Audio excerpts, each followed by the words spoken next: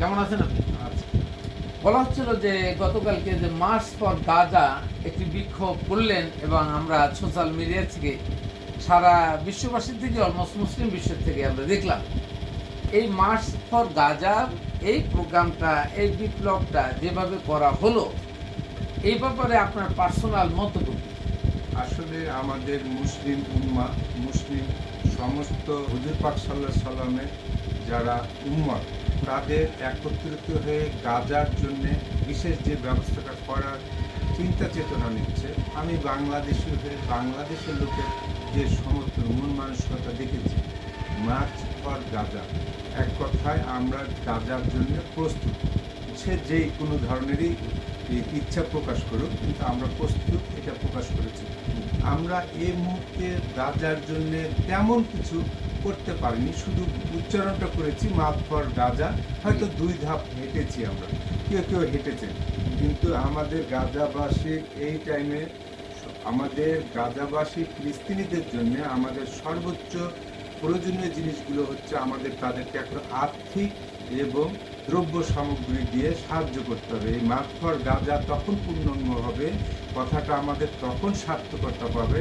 আমরা কিছু তাদেরকে অর্থনৈতিকভাবে সাহায্য করেছি, কিছু ইনস্ট্রুমেন্টভাবে মানে কোনো জিনিস দিয়ে আমরা সাহায্য করছি, তখন হবে মার্চ ফর গাজা। তার আগে আমরা 2 ধাপে গলা ফাটিয়ে চিৎকার করলে পাগলের পরিচয় হবে। আমাদের বোধহয় এইটা করা উচিত না। আমাদের উচিত তাদের জন্য একটা ফান্ড তৈরি করে কিছু সাহায্যের ব্যবস্থা করা এবং আমাদের মুসলিম উম্মাহকে বিজয়ী করার জন্য সময় বুঝে, পরিস্থিতি বুঝে তার জন্য যথাযথ উপযুক্ত পদক্ষেপ নেওয়া, আমি তাই মনে করি। ঠিক আছে, আলহামদুলিল্লাহ। কালকে যে প্রোগ্রামটা শুরু হলো, আমি যদি আমার মতো করে একটু বিশ্লেষণ শুরু করি, দেখা গেল বিভিন্ন পতাকা নিয়ে, ব্যানার ফেস্টুন নিয়ে বিভিন্ন দল একাত্রে জড়ো হলো এবং বিকাল 3টা নাগাদ তাদের অনুষ্ঠান শুরু হলো। স্টেজে দেখা গেল সঞ্চালনের ভূমিকায় ছিল মূলত আহমদুল্লাহ সাহেব। ইনি সবাইকে যাকে জায়গায় গণ্যমান্য মনে করলেন, তাদেরকে স্টেজে ডাকলেন। ডাকার পরে একটা পর্যায়ে কিছু বক্তব্য দিয়ে আর তারা মোনাজাতে দাঁড়িয়ে গেলেন, মোনাজাত করলেন। মোনাজাতের একটা পর্যায়ে খুব হাস্যকর একটা ব্যাপার হলো, হাসানাত আব্দুল্লাহ এবং যে আজহারি সাহেব, এই দুইজন তো দ্রুত মোনাজাতের মধ্যেই দিল দৌড়। কারণ তাদের আন্তর্জাতিক মিডিয়াতে যে এই মোনাজাতটা কভার হচ্ছে, ওখানে তারা থাকতে চাচ্ছিলেন না। এই ব্যাপারটা যদি একটু মানে রহস্যটা আপনার কি মনে হয়? তাহলে আমরা শুরুটা করলাম কিভাবে, এরপরে শেষ করলাম কিভাবে? এরপরে হলো যে আপনার দলগত একটা অবস্থান আছে, দলের নেতারা সব চুপসে রইলেন, তারা কোনো বক্তব্য দেন নাই। বিএনপি নেতারা বলে বক্তব্য দেন। আর এখানে এই যে কাজটা করলেন, আমি একটু এর সাথে সংযোগ করতে চাই আপনাকে। যদি আমরা দোয়ার মাধ্যমেই, আল্লাহ তাআলা এইটাই আমাদের শিখাইতেন যে দোয়া করো, দোয়া করলেই তুমি ইবলিস অথবা কাফেরদের বিপক্ষে জয়ী হবে, তাহলে কেন বদর যুদ্ধ থেকে যতগুলো ধর্মযুদ্ধে, যত শত শত ধর্মযুদ্ধে মুহাম্মদ সাল্লাল্লাহু আলাইহি সাল্লাম নিজেকে সোপর্দ করেছেন, যুদ্ধের জন্য ঝাঁপিয়ে পড়ছেন, আল্লাহ ফরজ করেছেন, এই ফরজ কাজটা না করে এত সহজে যদি দোয়া করতেন, তাহলে মুহাম্মদ সাল্লাল্লাহু আলাইহি সাল্লাম উনি কি দোয়া করলে বদর যুদ্ধে জয়ী হতে পারতেন না? আসলে আপনি যেটা বুঝাতে চাচ্ছেন, অভিনয় আর আছে দোয়া সম্বন্ধে বুঝতে হবে। আমার সামনে একটা পশু হয়তো কাদাতে দেবে গেছে কিংবা অ্যাক্সিডেন্টে ভেসে যাচ্ছে, তাকে আমি যদি দোয়া করি যে আল্লাহ ওকে বাঁচায় দাও, এটা এক ধরনের, এটা হবে অভিনয় করা। আর আমি জানি যে আমার চোখের সামনে হচ্ছে, এটা হটিয়ে দিলেও অ্যাক্সিডেন্টটা হবে না, তাহলে আমার এই বিপদে পড়বে না, সেটা হটিয়ে দেওয়া উচিত। দোয়া করা গাছের ফাঁদে অনেক সময় দেখেন না, গরু আটকে যায় বা কোনো প্রাণী আটকে যায়, গাছটা কেটে হোক, গাছটা ফাঁক করে গরুটা বের করে দেবে। এখন যদি দোয়া করলেন আপনি যে আল্লাহ এই গরুটাকে বাঁচাই দাও, এইটা তো আল্লাহর নীতি না, এটা প্রোগ্রাম না। এর মানে আপনি এটাও বলতে পারেন যে আমি দোয়া করাটাকে অবজ্ঞা করছি। Not like that. You have to do the activities directly, that is for দোয়া। এখন আমরা যদি এটা বিকল্প চিন্তা করতাম, দেখুন একটা গাণিতিক হিসাব করি, কালকে ধরুন আমরা দেখলাম হয়তো 20 লক্ষ লোক ওখানে জয়েন করছে, আর আমরা যারা জয়েন করতে পারিনি, আমরা অবজার্ভ করছি, আমরা কি তাদেরকে সমর্থন করি না? গাজাবাসীকে অবশ্যই সমর্থন করি। আমরা এই কথা বলছি, এটাকে সমর্থন না? আমরা কৌশল করছি না, করছি না? অবশ্যই। তাহলে আমি ধরি আমরা যদি 20 লক্ষ লোক গাজাবাসীদের জন্য আমরা আত্মনিয়োগ করি, এই আত্মনিয়োগ মানে আমরা গাজায় দৌড়ে যাই আর এখানে বসে মিসাইল মারি ইসরায়েলে, কোনোটা কিন্তু কম নয়। আমি খালি হাতে দৌড়ে যাওয়ার চেয়ে যদি মিসাইল মারতে পারি ইসরায়েলে, যেটা ইরান করতেছে, ইরান কাঁপাই দিচ্ছে, আমরা ইরানের সাথে এরকম 5টা কান্ট্রি বা এরকম আমরা সবাইকে ইরানের সাথে যোগ দিতে পারি না? সেই ক্ষেত্রে আমরা যদি 20 লক্ষ লোক কালকে হয়ে থাকি, তাই 20 লক্ষ ইন্টু যদি এক একজনে এক সর্বোচ্চটা দিয়া $500 করে আমরা যদি আত্মনিয়োগ করতাম, বলুন তো বাংলাদেশে কত মিলিয়ন ডলার যেত, এবং সারা বিশ্ব থেকে 50টা কান্ট্রি যদি এইভাবে আপনার হয়তো 180 কোটি মুসলিম বলতেছেন, তো 180 কোটি ধরেন 50 কোটি মুসলিম $500 করে দেখ না গাজাবাসীদের শান্তি রাখার জন্য, ইসরায়েলকে ধ্বংস করার জন্য। ইসরায়েল তৃণমূল থেকে তৃণমূল হয়ে যাবে, ধ্বংস হয়ে যাবে, এবং আমেরিকা বাপ বাপ করে আপনাদের ডাকবে মুসলিম বিশ্বকে। আমি বলি মুসলিম উম্মার ঐক্যের জন্য আগে এরদোগান সাহেব তুরস্কের প্রেসিডেন্ট হ্যাঁ। যা করেছিল, কিন্তু এখন যে ভূমিকায় আছে কিংবা ইরান যেটা করছে, আমাদের ওদের রাষ্ট্রীয় নীতি এবং রাজনীতিক মানে ইন্টারন্যাশনাল যেটা রিলেশনশিপ বোঝায়, তাদের কূটনীতিক কৌশলতা যেটা ওরা অবলম্বন করে চলছে, আমাদের সব সময় আমাদের ঈমান মানে তাকওয়া এবং ইবাদতের মাধ্যমে, মনে করি ইবাদতের মাধ্যমে ব্যাপারটাকে আমাদেরকে পর্যবেক্ষণ করে নিজের মানে আত্মমর্যাদা রক্ষা করা, আমাদের ধর্মীয় এবং মোহাম্মদের অনুসারী হিসাবে আমি মনে করি আমাদের খুব গুরুত্বপূর্ণ চিন্তা দিয়ে পদক্ষেপ নেওয়া উচিত। কোনো কিছু আবেগপ্রবণ হওয়া, বলা যায় আবেগের কথা, এটা প্রেমের ক্ষেত্রে সাজে, কিন্তু ইয়ার ক্ষেত্রে সাজে না, তাহলে ডিসিশনের ক্ষেত্রে সাজে না। তাহলে কালকের আন্দোলনটি শুধু প্রেমে পরিণত হলো। আমার মনে হচ্ছে এটা আবেগ, ভালোবাসার আবেগ দেখে, কিন্তু বাস্তবতার সাথে তারা এখনো ওই গভীরতা নিয়ে যুদ্ধে। তাহলে আবেগের উৎপত্তি নিয়ে যদি বলি, যারা আবেগ শেষ পর্যন্ত এই বিক্ষোভটাকে আবেগে পরিণত করলো, তাদের উৎপত্তি কোথায়?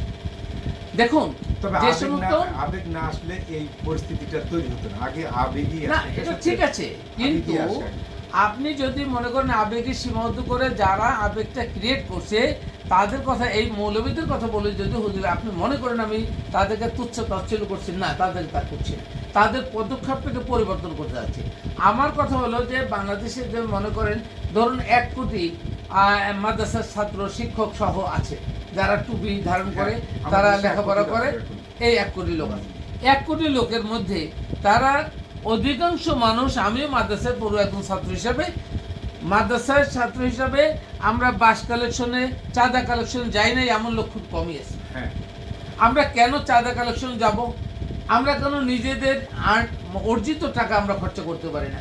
আমরা কেন একটা মসজিদের ইমাম হিসাবে সাজছি, কিন্তু এর কমিটি হলো মসজিদের, যে নামাজ জানে না, রোজা রাখে না, কোরআন জানে না, এই লোকের আন্ডারে আমি ইমামতি করছি কেন? আমি সেটা না করে হয় ওদেরকে কোরআন শিখাবো, না হলে তোর আন্ডারে, কাফেরের আন্ডারে চাকরি করবো না। আপনি চাকরি করবেন কাফের আন্ডারে, আমি বললেন আমার ইমান পরিপুক্ত, এটা কি হবে নাকি? আপনি দান দক্ষিণা নেবেন, মাদ্রাসায় দান নেবেন, খয়রাত নেবেন, জাকাত নিবেন কার থেকে? যে লোকের জাকাতের টাকার উৎসই ঠিক নেই তার থেকে, আর নিয়ে আপনি লেখাপড়া করবেন, আর ওই লেখাপড়া করে বলবেন আমি তার এগেইনস্টে জিহাদ করবেন, পারবেন? তাহলে বাংলাদেশ সহ এই যারা আছে তারা যদি মনে করেন মৌলবীরা আমরা জিহাদ করি ঘরে বসে দোয়া করে, ওই দোয়া হবে না, দোয়া জোর হবে না, দোয়ার ভিতরে তাকত থাকবে, শক্তি থাকবে, আম থাকবে। এখন যেটা দরকার সেটা হলো ইসরায়েলের যে আগ্রাসন, এই আগ্রাসন থেকে দমন করার জন্য অবশ্যই ইসরায়েল যে ধরনের অস্ত্র আগ্নেয়াস্ত্র তৈরি করছে, তার থেকে মুসলিম বিশ্ব মিলা এর থেকে শক্তিশালী আগ্নেয়াস্ত্র তৈরি করুক। আমেরিকা সহ পশ্চিম বিশ্ব পুরোপুরি নাস্তানাবুদ হয়ে যাবে, পুরোপুরি আর আগ্রাসন করার সুযোগই পাবে না। আর সেটা না করে এই যে দোয়া খাত করলেন, আর এই যে এইভাবে আল্লাহর কাছে কান্নাকাটি করছেন, এতে হচ্ছে কি ওরা আরো শক্তি যোগাচ্ছে। আজকে দোয়া করছেন, আবার একটু আগে একটা মেসেজ দেখলাম, ইসরায়েল শক্তিশালী হইয়া কন্টিনিউ সেখানে আগ্রাসন করে চালানো শেষ করে। তাহলে আপনাদের দোয়া কি তাদের কানে গেল কি যায় না? আমি বলি আমাদের দোয়া করতে দেখলে, আমাদের কার্যক্রম দেখলে আমাদের কর্মকাণ্ড দেখলে তারা বুঝতে পারে সে কি বিচারে কাজটা করছে। হ্যাঁ। অতএব আমরা বিচারে যদি আগে হেরে যাই আর সে কাজ করতে যাই, তো প্রতিপক্ষ আমাদের থেকে আমি মনে করি তারা অনেক সিনসিয়ার, তারা অনেক সচেতন, অনেক ওরা এই অবস্থায় যে যখন আক্রমণ করেছে তখন ওদের বুকে সাহস আছে, ওদের কাছে হাতে কিছু আছে, তাদের চিন্তা চেতনার অধিকারে কিছু আছে, তারা ওইসব বুঝেই আক্রমণ করে যাচ্ছে, তোদেরকে Right. দেখতে পারবো। অতএব আমাদেরকে দুয়ার থেকে আমাদের চিন্তা করা উচিত যে কি করে পরাজিত করব, না করে কোনো চিন্তা ভাবনা না করে পদক্ষেপ নেওয়া ফেলা মানে এটা আবেগপ্রবণ ব্যক্তির কাজ। আমরা এমন কাজ না করি যে আমাদেরকে আবেগপ্রবণ ব্যক্তি বলে অভিহিত করে। দেখুন, আমরা ছোটবেলাতে এই শুনে প্রবাস শুনছি না, চোরা শোনার ধর্মের কাহিনী। হ্যাঁ, চোরা শোনেন ধর্মের, চোর সে তো ধর্ম কাহিনী শুনবে না। তাহলে কাফেরা কি কোরআনের কাহিনী শুনবে? কাফেরা কি দোয়া ফয়ে শুনবে? না, তারা কি আল্লাহর ভয় পাবে? যদি আল্লাহর ভয় পেতে সে কাফেরই হতো না। না, আল্লাহর ভয় প্রতিটা প্রাণেরই আছে। আমরা স্বীকার করি ইহুদিও বললে তাদেরও আছে। আমাদের খোদা সবার জন্যই, কিন্তু খোদা পরিশ্রমীকে এবং আল্লাহ তার আনুগত্যশীলের দিকেই থাকে না, সবসময়। এবং এর আল্লাহর কথা ভয়ের ভিতরে আপনি তো সবাই- বলেন ইবলিস যদি আল্লাহর ভয় পাবে, তাই বললে তো ইবলিস অবশ্যই আদমকে সম্মান করতো, কেন করে নাই? আমি বলি তার অবদান সে গ্রহণ করেছে, সে চাইনি অসম্মান করার পর আবার খোদার কাছে আপিল করেছে যে খোদা আমার জন্য এই ক্ষমতা দাও। হ্যাঁ। খোদা তখনও তো খোদা পারতো, এই তুমি রিজেক্ট, তাহলে তোমার এটা সবকিছু হলো reject। ইবলিস এবং আদমকে যে আল্লাহ যেভাবে যে কৌশলে প্রোগ্রাম করে ছেড়ে দিয়েছে, হ্যাঁ। এটা আল্লাহর একটা নীতি বা প্রোগ্রাম। আল্লাহ তো তার নীতি থেকে বিচ্যুত হবে না। তাহলে মানুষকে কি করতে হবে? ইবলিসের জয়ী হইতে হলে কৌশলীভাবে কোরআন অধ্যয়ন ও গবেষণা করে আপনার কৌশল অবলম্বন করতে হবে এবং ইবলিসের এগেইনস্টে আপনাকে কোরআনের সাপেক্ষে চলতে হবে। এই মুহূর্তে আমার কাছে মনে হচ্ছে আপনি ভুলে গেছেন কিংবা কথাটা খেয়াল করছেন না। মানুষ হচ্ছে খোদার সৃষ্টির শ্রেষ্ঠ জীব। এ কথার অর্থ যদি বোঝায় খোদার সৃষ্টির শ্রেষ্ঠ জীব, তাহলে ফেরেশতার থেকেও মানুষ আরো দামি, আরো এই কথাটা আপনাকে চিন্তা করতে হবে। কিন্তু ফেরেশতাদের পর্যবেক্ষণে আমাদের ধর্মীয় অনুসারীর মতামতে তাদের পরকাল নাই, তাদের ইহকাল নাই, আমাদের আছে এবং আমরা পরীক্ষার সম্মুখীন হব। ফেরেশতারা কিছু হবে না, ওদের দায়িত্ব যেটা দিচ্ছে পালন করলেই ওদের শেষ। তাহলে আমরা শ্রেষ্ঠ জীব হয়ে ওদের চিন্তা চেতনার ভিতরে না যায়, কারণ আল্লাহ বলেছে আমি তোমাকে মাটি দিয়ে সৃষ্টি করলাম, অতঃপর আমি আমার নূহ ঢুকিয়ে দিলাম, তুমি জীবিত হলে। কথাটা সত্যি। তাহলে আমরা কোথায় থেকে জীবিত হয়েছি? আল্লাহ নিজের সত্তা থেকে। আমাকে আল্লাহ বলছে আমি আমার নিজের সত্তা তোমার মাটির ভিতরে প্রবেশ করালাম এবং তুমি জীবিত হলে। তখন বুঝতে হবে যে আমরা স্বয়ং নিজেরাই নিজেদের প্রতিদ্বন্দ্বী। কেউ শয়তানের পক্ষে যে হয়ে যাচ্ছে, আপনি ধরেন শয়তানের পক্ষে লোক ধরলেন, তো শয়তান হলো আল্লাহর কাছ থেকে চাওয়া, কৃপা চাওয়া যে আমাকে এই ক্ষমতা দে। তারপর থেকে ওই অনুসরণ হয়ে যাওয়া মানে একই বলে শিরিক, একই বলে নাফরমানি, কিংবা একই বলে বোধগম্যের ব্যাপার। আপনার বোধগম্যই না যে আমাকে সৃষ্টি করেছে তার কাছে তো এই চেয়ে নিয়েছে ক্ষমতা। অতএব আমাদের চিন্তা করতে হবে আমাদের এই আত্মা পরমাত্মার সাথে মিলিত হওয়ার জন্য সর্বদাই মানে ধাবিত হচ্ছে। আর আমাদের ইহকাল আছে, ইহকালের জয় হয়ে থাকে একজন আরেকজনের উপরে শাসন তোলা, একজন আরেকজনের উপর অধিকার তোলা, ক্ষমতত্ব তোলা, এটাই নিয়ে আমরা পৃথিবীতে বাঁচি এবং এইসব কর্মকাণ্ডেরই আল্লাহর ওই পারে আবার পরকালে হিসাব হবে। অতএব চিন্তা করে দেখুন আমাদের ইহকালও আছে, ওই পারও আছে। অতএব আমাদের প্রতিটা পদক্ষেপ নেওয়ার আগে চিন্তা করতে হবে আমাকে ওই কালও জয়ী হতে হওয়ার জন্য পদক্ষেপ থাকতে হবে, আবার ইহকালও জয়ী হতে হবে। সেই জন্য আমাদের মানবতা বোধ ভুলে যাওয়া উচিত না, আমাদের ধর্মীয় নিজের ধর্মের ধর্মীয় অনুসরণ ভুলে যাওয়া উচিত না। আমার জানা আছে কোনো ধর্মই মানব কুলের ক্ষতি করতে চায় না। আমরা সাময়িক নিজকে দামি করার জন্য, নিজের অধিকার প্রতিষ্ঠিত করার জন্য, নিজের অর্থবিত্তর জন্য আমরা সেই সব কাজগুলো করি, একজনকে ছোট করে আরেকজনের নিয়ে গ্রাস করি। এই গ্রাসের চিন্তাগুলো আরও ক্ষীণ করে ফেলি। আমরা পরমাত্মার সাথে মিলিত হওয়ার জন্য আরও সুন্দরভাবে জীবনযাপন করি। তাহলে আমাদের এই ফিলিস্তিনির যে সমাধানটা ওরা ওই ভূখণ্ডের উপরে যেটা করতে চাচ্ছে, আমাদের মনে রাখতে হবে ওখানে আছে আলাস্কা মসজিদ, হজরত সুলাইমান রাদিয়াল্লাহু তাআলার প্রতিষ্ঠিত মসজিদ, এবং ওই আলাস্কা মসজিদের পা দিয়ে হুজুর পাক সাল্লাল্লাহু আলাইহি সাল্লাম শবে মেরাজে গেছিলেন।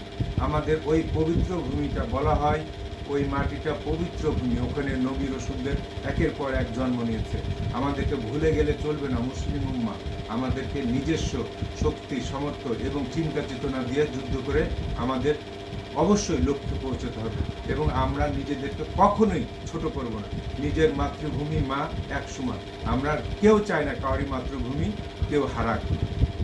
এখন হয়তো এটা একটা রাজনৈতিক পক্ষপাতের কাছে আমি আপনার একটু থামে দিয়ে আপনার কিছু কথা সংশোধন নিয়েছি। এক নম্বর হলো মানুষ আশরাফুল মখলুকাত, মখলুকাতের সৃষ্টির মধ্যে সেরা মানুষ, কিন্তু সেটা কোন মানুষ, এই সেরা কখন হবে একটু বলি। দেখুন, মানুষ যখন আল্লাহর দাসত্বের পূর্ণ শর্ত জেনেও বুঝে আল্লাহর দাসত্ব করতে সক্ষম হবে তখন সে সেরা হিসেবে ঘোষণা হবে। আর তাছাড়া আল্লাহর দাসত্বের শর্ত যদি না মানে তাহলে সেরা হবে না, নম্বর ওয়ান। আর দাসত্ব জানতে হলে বুঝতে হলে আল্লাহ মানুষকে যে জ্ঞান বোধ দিয়েছে, বিবেক দিয়েছে, যেটা বলে রুহু, এই রুহুটা কি? আল্লাহর একটা আদেশ, আদেশ নিষেধ, মায়া, মমতা, ভালোবাসা, এটা কোনো পাত্রে রাখা যায় না। রুহু একটা আদেশ। আমরা এই কথা বলছি, মুখ দিয়ে কথা বলছি, এটা কি পাত্রে রাখা যায়? যায় না। আল্লাহর আদেশও কোনো পাত্রে রাখা যায় না। তারপর রুহু বলে কি? রুহু কলব এইখানে না, এখানে কলব না, কলব এখানে। রুহুটা ওর উপরে কিভাবে আদিষ্ট হয় সেটা একটু বলি, আপনার সাথে এই সকল লোক বুঝতে পারবে রুহু কেমনে আদিষ্ট হয়। ধরুন আপনি একটা মোবাইল ইউজ করছেন, আমি একটা মোবাইল ইউজ করছি, এই মোবাইলে সবই আছে, কিন্তু হঠাৎ করে নেট চলে গেছে, ওয়াইফাই নাই, মোবাইলে সিম কার্ডের সিগন্যাল নাই, নেট চলে গেছে, মোবাইল থেকে কথা বলা যাবে না, যাবে? তখন আমরা কি করি? একটা বন্ধুরে বলি যে বন্ধু তুই কর, আমার 500 টাকা কি করে দে, ফ্ল্যাক্সি করে দে। সে দোকানে টাকা দোকানে থাকে, একটা আদেশ করে দেয়, ওই আদেশ মোবাইলের সাথে অ্যাক্টিভ হয়ে যায়, বিধায় এই সিম কার্ড অ্যাক্টিভ হওয়ার পরে আপনার এই সিম কার্ড অ্যাক্টিভ থাকে। তাহলে আদেশের জায়গায় আদেশ শুধু ক্লিক করলো, আল্লাহ শুধু আদেশটাকে ক্লিক করে, রুহুটাকে ক্লিক করে, রুহু কিন্তু আমার ঢুকিয়ে দেওয়া লাগে না, আদেশ ক্রিয়েট হয়, তখন আমরা কথা বলি। তাহলে রুহুর কাজটা হলো এইটা যে আল্লাহর আদেশ যখন আমাদের সাথে অ্যাক্টিভেট থাকবে তখন আমরা কথা বলবো, আমরা কাজ করব, দুনিয়ার সঞ্চালন থাকবে, আর ছাড়া সম্ভব না।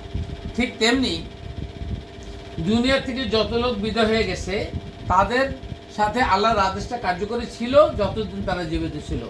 আল্লাহর আদেশ তুলে নিয়ে গেছেন, ওনারা চলে গেছে। যারা কিয়ামত পর্যন্ত জন্ম হবে তাদেরও এক সময় আল্লাহর আদেশটা অ্যাক্টিভেট ছিল, যখন আপনার রুহের জগতে আল্লাহ আমাদের সকলের থেকে অঙ্গীকার নিয়েছিলেন, তখন এই প্রত্যেকের নামে ডিএনএ নাম্বার আছে। আমাদের যেমন গ্রামীণ ফোনে বা মোবাইল সিম নাম্বার আছে না, সারা দুনিয়ার মানুষের জন্য একটা ডিএনএ নাম্বার আছে। ওই ডিএনএ নাম্বার উপরে যখন আল্লাহর আদেশ অ্যাক্টিভেট থাকে তখন আমরা কথা বলি, ডিএনএ নাম্বার থেকে আল্লাহর আদেশ সরাই নেয়, আমাদের আদেশ শেষ। আমরা তাই ওই রকম মারা যাবো, ওই রকম চলবো। তাহলে আশরাফুল মখলুকাত তখন হবে যখন আল্লাহর আদেশ ক্রিয়েট হবে, এবং আল্লাহর আদেশের সাথে এই কোরআন মাফিক যেটা, এইটা হলো, এই কোরআনটা কি? কোরআনটা হলো আল্লাহ সকল ওহী মানুষের জন্য যে প্রয়োজন, ওহী, মৌলিক ওহী, এই বই সম্মিলিত করে রসুলের মাধ্যমে একটা পুস্তিকা বানাইছে। এই পুস্তিকাটা হলো কিতাব কোরআন, ওহী। আমাদের মানুষের সাথে ওহী সংযোজন আর আসবে না, এইটাই আমাদের ওহী। এই ওহী দ্বারা আমরা চলবো, তাহলে হবে আল্লাহর দাসত্বের পূর্ণ শর্ত জেনে বুঝে দাসত্ব করা। এইভাবে চিন্তা করতে হবে। এইবার আসুন, আপনার অন্য যে কথাগুলো বললেন, প্রত্যেকটা ক্ষেত্রে আমরা এই যে দোয়া বলি, যাই বলে, সেগুলো আদেশ, কোরআনে আদেশ করছে আপনাকে কাফেরদের কাছে জয় হতে হলে আপনাকে যুদ্ধে ঝাঁপিয়ে পড়তে হবে। কোন কোন ক্ষেত্রে যুদ্ধে ঝাঁপিয়ে পড়তে হয় সেই ক্ষেত্রগুলো বর্ণনা করা আছে। এই ক্ষেত্রের বাইরে যাওয়া যাবে না। কোন জায়গায় দোয়া লাগবে, কোন জায়গায় দোয়া লাগবে না, সেটা লাগবে। আমি এটা ধর্মীয় দৃষ্টিকোণের বিচারে আপনি বলছেন, আসলে প্রতিটা লোক সে চোর হোক, না, আমি একটু শেষ করি। বিচারটা ধর্মীয় বলছেন, আপনি বলছেন এর মাঝখানে অন্যান্য ধর্ম, সকল ধর্ম না। আল্লাহ বলছে ধর্ম একটা, আপনি তো সকল ধর্ম বলতে পারেন না, আমি বলতে পারি না। হিন্দু, বৌদ্ধ, খ্রিস্টান এরা ধর্ম নয়। কেন নয় আমি আপনাকে একটু বলি। দেখুন, আল্লাহ বলছেন যে আল্লাহর কাছে মনোনীত ধর্ম একটা, সেটা হলো ইসলাম। ইসলাম মানে কি? আমি তোমাদের বানিয়েছি, আমি বানিয়ে আমি তোমাদেরকে যে দিয়েছি, আমার আদেশ সম্মিলিত যে কোরআন দিয়েছি, এই কোরআন, এইটা কোরআন যে মেনে চলবে সে হলে আমার ধর্মে। আর যারা আল্লাহর এই কোরআন মানবে না, আল্লাহর নাজিল করা কোরআন মানবে না, তারা কিন্তু আল্লাহর ধর্মের না। তারা ভিন্ন ভিন্ন মানুষের মতামত অনুসরণ করে তারা মানুষের মতামতের উপরে এক একটা জীবন ধারণ করছে। দেখুন আপনি, হিন্দু, বৌদ্ধ, খ্রিস্টান, তারা কি আল্লাহর কোরআন মানছে? মানে নেই। আল্লাহর নাজিল করার বিধান মানছে? মানে নেই। তাদের গোড়ায় একজন হয়তো মনীষী ছিল, সেই মনীষী যা বলছে ওইটা। এখন মানুষ যদি মানুষের ধর্ম পালন করে, মানুষের যদি বাধ্যতার ধর্ম পালন করে, উত্তম সুরীদের ধর্ম পালন, তারা তো আল্লাহর ধর্মে আসেনি। সুতরাং আমরা তাকে ধর্ম বলতে পারি না।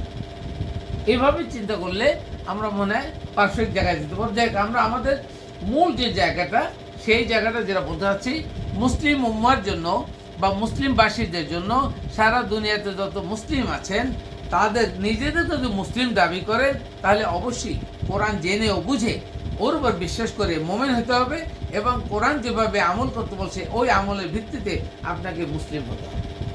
আর এইভাবে যারা মুসলিম হবে, তারা যদি অন্য মুসলিমকে নিজের ভাই হিসেবে গ্রহণ করার জন্য উদ্যত হন, যেটা আল্লাহর আদেশ, সেটা হইতে হলে আবার যার যেটা দরকার আপনি তাকে তা দিতে হবে। একটা রোগী যদি হসপিটালে থাকে, তার জন্য দোয়ার আগে লাগবে তার ট্রিটমেন্ট। দোয়া করলাম কিন্তু ট্রিটমেন্ট করলাম না, লোকটা মারা গেল, আল্লাহ তো ট্রিটমেন্ট করতে বলছে, ওইটাই দোয়া। ঠিক তেমনি গাজাবাসীদের যদি আপনি এনে হসপিটাল করেন, আহতদের চিকিৎসা দেন, এটা অবশ্যই নিঃসন্দেহে ভালো কাজ, কিন্তু প্রিভেন্টিং ইজ বেটার দ্যান কিউর। আগে প্রিভেন্ট করতে হবে যে হাউ টু প্রোটেক্ট দ্য এই ওয়ার। তাহলে প্রোটেক্ট করতে হলে সকলে ফান্ডিং করেন, সারা মুসলিম জাহান থেকে আপনার কোটি কোটি মানুষ আছে, তারা ফান্ডিং করুক, $10, $20, $100 দিয়ে ফান্ডিং করে বিশাল একটা ফান্ড তহবিল করুক, তা দিয়ে অস্ত্র কিনুক।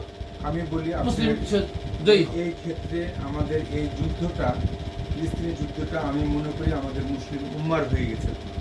আমি মনে করি আমাদের মুসলিম উম্মার হয়ে গেছে। তো আমি মাদ্রাসার ভাইদেরকে বলবো, বন্যার সময় সাহায্য চেয়েছো, নিজেদের জন্য সাহায্য চেতে যাও। আমি চাই যে মুসলিম উম্মার সাথে আমাদের মাদ্রাসার ভাইদেরকে আমি আকুল আবেদন জানাচ্ছি, আপনারা সাহায্যের জন্য রাস্তায় নামুন, বাড়ি বাড়ি যান। আমরা সেই টাকা অ্যাকাউন্ট করে আমরা গাজাবাসীর জন্যে এবং আমাদের আলাস্কা মসজিদকে স্মরণ করে আমরা এই ফান্ড তৈরি করি এবং তাদেরকে যথেষ্টভাবে সাহায্য করার চেষ্টা নিয়ে থাকি। দোয়া আমাদের তখন হবে যখন আমরা ওনাকে কর্ম দিয়ে সাহায্য করব। আর শুধু অভিনয়ের দোয়া, আল্লাহ করে দোয়া করছি ভালো হয়ে যাও, এটা ছোট ছেলের পরিচয় কিংবা ছোট বিচারের অধিকার। অবশ্যই আমাদের আবেগ অনুভূতি আছে, আমরা আল্লাহর কাছে পানা চাই, আমরা রাষ্ট্রীয়ভাবেও আমরা সাহায্য করতে পারি। আজকে আমি শেষ মতে আরেকটা কথা বলতেই হবে, সেটা হলো আজকে যে আমাদের এই যে বিক্ষুব্ধ জনতা এই রমনার বটমূলে অথবা এই সরদ ময়দানে এই এরিয়াটা পুরোটা দখল করে ফেললেন, যত স্বচ্ছন্দভাবে প্রত্যেকের কাজ মানে চেহারাটা দেখে মনে হয় উৎফুল্ল, তারা আবেগে উৎফুল্ল হইয়া এই সমাবেশ আসে। আচ্ছা, ডক্টর ইউনূস সাহেবের এই অন্তর্বর্তীকালীন সরকার যদি এই 8 মাসে না থাকতো, তাহলে বেটারা তোমরা কে ওইখানে যাইতা? একজনও যেতে পারতা না। সাবলাত চিন্তা করো কিভাবে যেতে পারছে, পারেনি। তাহলে আপনি চিন্তা করতে হবে যে আমরা যা কিছু করব, নাগরিক যা কিছু করব, তার আগে একজন সুচিন্তিত সুষ্ঠ একজন নেতাকে আমার নেতা বানাইতে হবে। নেতা যদি হয় নিজে কলঙ্কিত, তাহলে আপনারা কোনো কাজ করতে পারবেন না। আমি বলি, নেতা যদি, নেতার বৈশিষ্ট্য আমাদের জানতে হবে। নেতা কেন দরকার, আমার নেতার বৈশিষ্ট্য কি হওয়া দরকার। অতএব আমরা বুঝে পদক্ষেপ নিই, বুঝে চলি, আবেগ প্রবণতা মানে বিপরীত না হয়ে আমরা এখন আস্তে আস্তে শিক্ষিত জাতিতে রূপান্তরিত হয়েছি। এখানে আমার কোশ্চেন আছে, আমরা যে হোক যেভাবে হোক, এখন আমরা আসলে ধর্মীয় শিক্ষা না নিই, আমাদের নিজস্ব জ্ঞান গরিমা প্রকৃতির উপরে কিছু শিক্ষা নিয়েছি। সবারই আমাদের বাঙালি জাতির ইসলাম ধর্মের জন্য আমরা 5% আছে আমাদের, অথবা আমাদের সবারই একটা ইসলাম ধর্মের প্রতি আনুগত্য আছে। করি, যদিও বুঝে করি না বুঝে করি, ব্যাপারটা একটু দাঁড়াই আবার এর ভিতরে। তবে আমাদের এখন উচিত আমরা মুসলিম উম্মাকে সাহায্য করব। আমাদের সহধর্মী ভাই, আমাদের মনে করি আমরা আদম সন্তান, আমাদের উচিত ওই ভাইগুলোকে, এক ভাই নির্যাতন করছে তার বিরুদ্ধে আমাদের রুখে দাঁড়িয়ে ওই জায়গাটা, আমি আবারও বলছি, আমাদের একটা পবিত্র ভূমি, ওখানে কোনো রক্তপাত হওয়া মানে এটা আমাদের নিজস্ব, আমরা সবাই একসময় মুসলিম আদম সন্তান হিসাবে কিংবা আমরা যে ভাবুক, কিন্তু আমাদের ওই জায়গাটা পবিত্র ভূমি হিসাবে আমাদেরকে ওটা ইজ্জত রক্ষা করা উচিত, পবিত্রতা রক্ষা করা উচিত বলে আমি আজকের মতন আমার কথা এখান থেকে আপনার সব শেষ আছে। আমি লাস্টে আপনার শিক্ষার যে কথা বললেন এখানে একটু আলোকপাত করব। সেটা হলো, আমরা একটা প্রবাদ শুনে আসছিলাম, education is the backbone of human nation. আর সে তার বাংলায় যেটা আমরা বলি যে শিক্ষা জাতির মেরুদণ্ড। কিন্তু এই কথা যারা বলছে তারা কিন্তু এই কথা বলে নেই কোন শিক্ষা কোন জাতির জন্য মেরুদণ্ড। এখানে হলো সুশিক্ষা সুজাতির জন্য মেরুদণ্ড, কুশিক্ষা কুজাতির জন্য মেরুদণ্ড। আপনি শিক্ষার সাথে যদি সুকথা লাগাতে চান অবশ্যই কোরআনের শিক্ষা আসতে হবে। কোরআনের শিক্ষা হলে আল্লাহ দিতে যাওয়ার শিক্ষা, ওই শিক্ষা হলে জাতি সুনাগরিক হবে। কোরআনের শিক্ষা না নিয়ে অন্য যে শিক্ষাই নেবেন তাতে কুজাতি তৈরি হবে। আমরা এখন কুজাতিতে পরিণত হয়েছি। আমরা আশরাফুল মখলুকাত নেই। আশরাফুল মখলুকাত হইতে হলে কোরআনের শিক্ষা লাভ নিজের থেকে ধারণ করে তারপরে।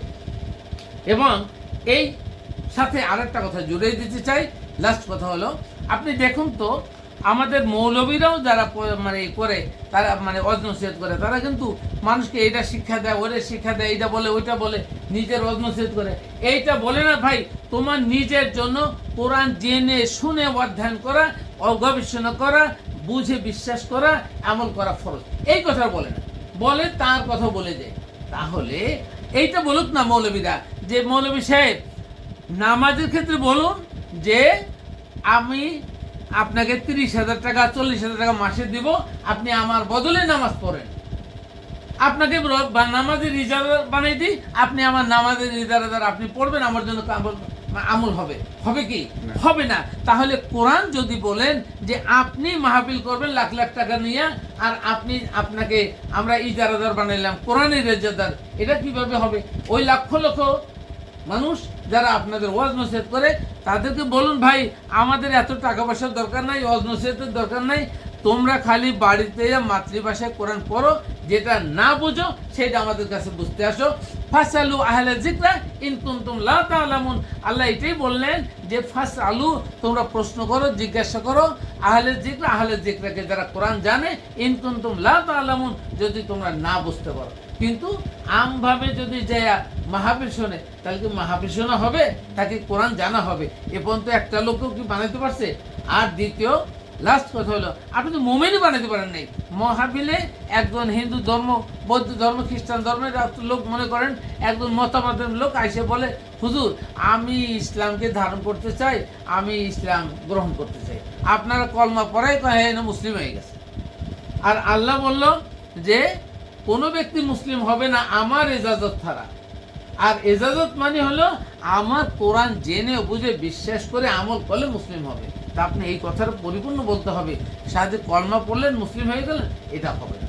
যাক আলহামদুলিল্লাহ, অশেষ ধন্যবাদ আপনাকে আসিম ভাই, অনেক ভালো ভালো কথা বলছেন। মানুষের জানা উচিত, এটা বোঝা উচিত, এটা বোঝা উচিত। মানুষের আবেগ অনুভূতি থেকে আমাদের চিন্তা করে নামা উচিত। আমি সবাইকে সালাম জানাই। আসসালামু আলাইকুম। ওয়ালাইকুম সালাম রাহমাতুল্লাহি ওয়া বারাকাতুহু। সকলের উদ্দেশ্যে এই বক্তব্যগুলো শেয়ার করে দেওয়ার অনুরোধ করছি। আল্লাহ হাফেজ।